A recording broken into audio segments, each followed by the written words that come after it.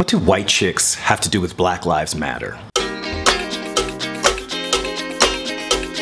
This is a world premiere. This is a world.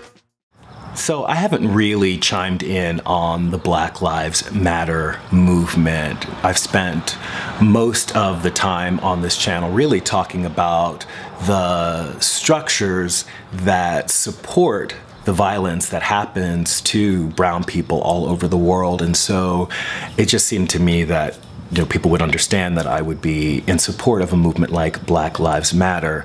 Why specifically Black Lives Matter? Well, because we have seen over the years, at least I've observed in my life, that the lives of brown people are valued less than the lives of people who are identified or can be identified as white.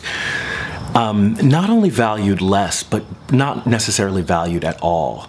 This video is about what white chicks have to do with Black Lives Matter, and I'm calling it that really because I want to kind of shout out the work that a privileged vegan has been doing. Not necessarily, there are plenty of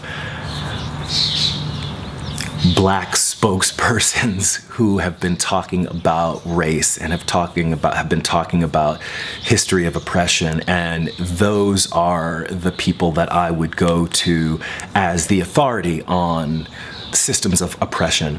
But I do want to commend a privileged vegan for using her white privilege as a platform to talk about these issues. I want to shout out Brianna Jackfruitson, who a few days ago made a video speaking out about Black Lives Matter. And I was really moved by this because Brianna Jackfruitson is a vegan YouTuber who has an audience of over 60,000 subscribers and has really made a name for herself as being a very reasonable voice, a friendly voice, a very palatable voice in a community where often we see people engaging through sensationalism, through often very violent images.